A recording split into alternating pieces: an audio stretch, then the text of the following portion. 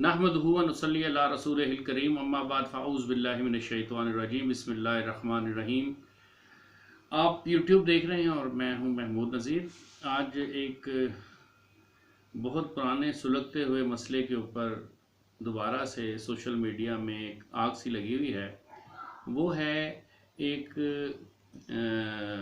एक वीडियो जो है वो एक वायरल हो गई है एक मुफ्ती साहब की, जिनका नाम मुफ्ती अजीज़ुर रहमान है, जिसके ऊपर बड़ी बहादुरी का मुजाहरा करते हुए हकीकत टीवी ने एक बड़ी कम्प्रिहेंसिव कंपोज्ड वीडियो बना दी है। तो हमारे हमारे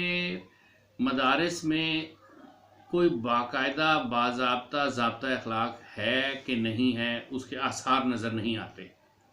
हमारे यहाँ पे मदारिस, चाहे वो किसी भी मकतबे फ़िक्र से, मैं किसी को भी क्रिटिसाइज़ नहीं कर रहा हूँ और किसी को छोड़ भी नहीं रहा हूँ, तो कहीं पे भी ऐसा नहीं है कि हमारे यहाँ मदारिस में अखलाकी लिहाज से हालात बहुत अच्छे हों।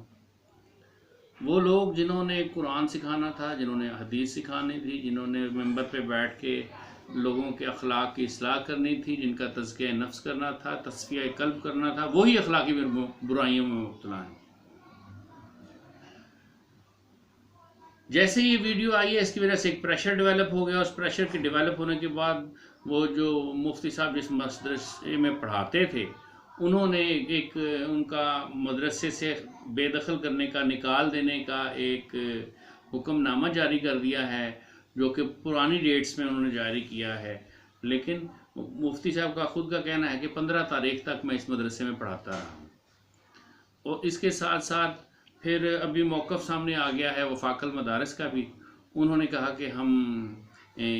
उस मदरसे की भी रुकनियत ख़ारिज कर रहे हैं और इस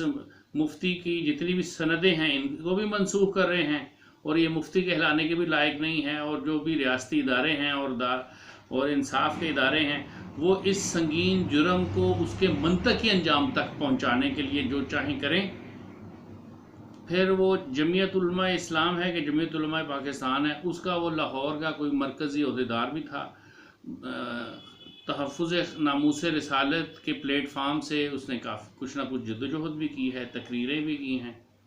वो तस्वीरें भी वायरल हो रही हैं सोशल मीडिया पे। वो जिसने सबकी इज़्ज़तों को महफूज करना था और सबके नफूस को पाक करना था, पता चला वही प्रेम चोपड़ा है। अगर ऐसा हो गया तो फिर कौन किस पे एतबार और भरोसा करे, और भरोसे की मट्टी हम कहाँ से लाएंगे। ये एक बड़ी तकलीफ दे सूरत हाल है। ये मामला, ये समाज बदल गया है। इस समाज में अब सोशल मीडिया है, इंस्टा, बहुत सारे ऐसे टूल्स आ गए हैं जिसके तहत आप चीज़ों को छुपा नहीं सकते हैं। तो पहले जब कभी इस तरह के वाक़यात होते थे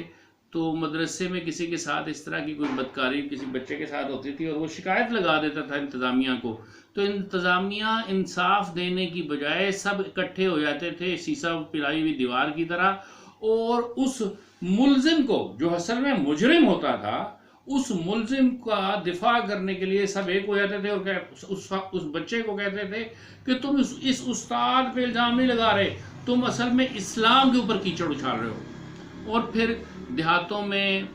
और बहराड़ी में और पंजाब और सिंध के जो दूर दराज के रिमोट एरियाज़ में जो बड़े बड़े मदारिस हैं, वहाँ पे फिर दरख्तों से शाखें तोड़ी जाती थी ताज़ी ताज़ी, और फिर उनके डंडे बनाए जाते थे, और फिर उस तालिब इल्म को मारा जाता था, और उसको इतना मारा जाता था और कहा जाता कि तुम ये कहो कि ये झूठ है, जो तुमने बताया है, जो इल्ज़ाम लगाया है, ये झूठा है, नहीं तो हम तुम्हें अभी अभी मदरसे से निकाल रहे हैं। उसका आखिरी साल या 2 साल रह गए होते थे फारिग होने में, फारिग तहसील होने में। वो कहता था मेरा तो कैरियर ही तबाह हो गया, अगर इन्होंने निकाल दिया तो मैं कहाँ पे दाखिला लूँगा जाके। चुनांचे वो कहते थे अगर तू ये चाहता है कि हम तुझे दोबारा अपने मदरसे में तुम्हें दाखिला दें, तो उसके लिए तुम तहरीरी तौर पे माफ़ीनामा लिख के दोगे और उसमें ये लिखोगे कि ये तुमने उस्ताद के ऊपर झूठा इल्ज़ाम लगाया था। वो गंगा नहाया हुआ वो उस्ताद जो था, जमजम पी के दोबारा से मसनद पे बैठ के काल अल्लाह तबारक व तआला और काला रसूला पढ़ाना शुरू हो जाता था, और इसकी इज़्ज़त व इफ़्फ़त भी महफूज नहीं रहती थी। नफ्सियाती दबाव इसके अलावा होता था, जिस्मानी तशद्दुद इसके अलावा होता था। अब ये जो वाक़या पेश आया है, ये कोई वाक़या आम सा वाक़या नहीं है। دیکھیں جی، یہ لوتی عمل ہے، یہ جو بچوں کے ساتھ مدارس میں بدفعلی ہوتی ہے، یہ کوئی عمل ایسا کوئی عام عمل تو نہیں ہے، لیکن یہ اتنا کثرت سے ہوتا ہے پاکستانی معاشرے میں، پاکستان کے مدارس میں، کہ اب یہ ایک یونیورسل ٹروتھ بن گیا ہے کہ مطلب اس کے ساتھ آپ نے ایڈجسٹ کرنا ہے تو چلنا ہے۔ اس پہ ایک دو ویڈیو کر کے اس مسئلے کی گھمبیرتا کو ہم نہ سمجھ سکتے ہیں، نہ سمجھا سکتے ہیں، نہ اس کا کوئی حل ڈھونڈ سکتے ہیں۔ ابھی تک جو سوشل میڈیا اس کے ذریعے جو بات سامنے آ رہی ہے وہ یہ ہے کہ تمام ریاستی ادارے، حکومتی وزراء اور اپوزیشن سمیت سب نے وہ ویڈیو جو وائرل ویڈیو تھی وہ دیکھ لی ہے، اور یہ بھی پتہ چل رہا ہے کہ اس طرح کی 6 اور ویڈیوز بھی ہیں جو مختلف لوگوں کے پاس محفوظ ہیں، اور وہ بھی کسی بھی وقت لیک ہو سکتی ہیں۔ آپ دیکھیں اس بوڑھے آدمی کی عمر کا اندازہ لگائیں، یہ 80 کے پیٹے میں لگتا ہے، سفید بڑی ساری داڑھی، پھر اب اس کے بعد اس نے کہا جی یہ میری ویڈیو ہی نہیں ہے، میں نے ایسا کچھ کیا ہی نہیں ہے۔ پھر جب وہ ویڈیو اس کو دکھائے گی تو اس نے کہا جی مجھے پہلے چائے پلائے گی، کوئی نشہ دیا گیا، پھر اس کے بعد یہ سب کچھ ہوا۔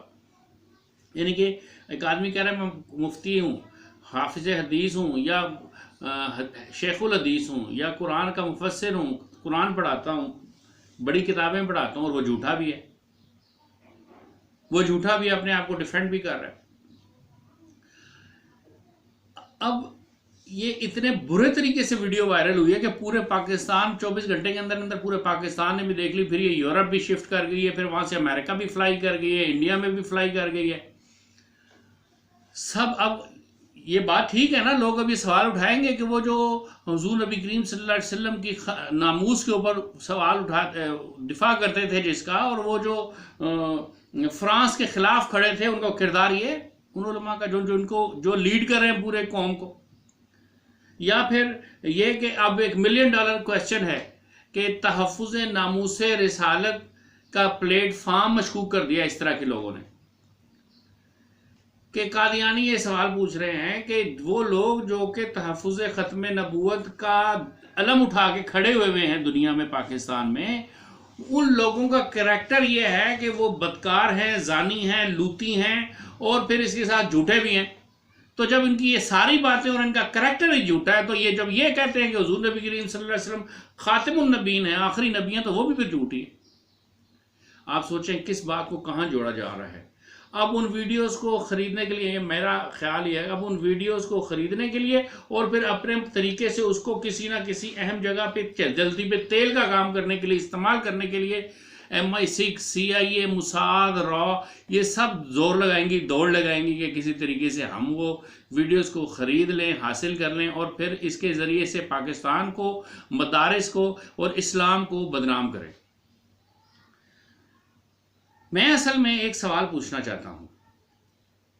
کہ یہ سوال جو کہ سوشل میڈیا پہ قادیانی حضرات اٹھا رہے ہیں کہ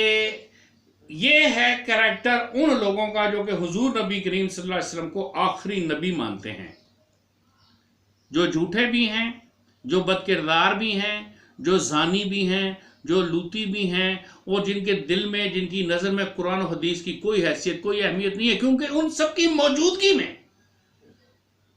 احادیث کی بڑی بڑی کتابوں کی موجودگی میں، قرآن حکیم کی موجودگی میں یہ ساری بدفعلیاں وہ کر رہے ہیں۔ تو یہ جو کویسچن ہے قادیانیوں کا، which I'm saying کہ یہ $1 ملین کویسچن ہے، کہ اس کویسچن کا کوئی علماء کرام گوارہ فرمائیں گے بیچ اس مسئلے میں کیا کہتے ہیں علماء کرام، کہ کیا ان کے سوال کا ایسا کیا جواب ہو سکتا ہے جس سے قادیانی مطمئن ہوں یا نہ ہوں، کم از کم مسلمان تو مطمئن ہوں جو خاتم النبیین حضور کو مانتے ہیں۔ وما علینا الا البلاغ۔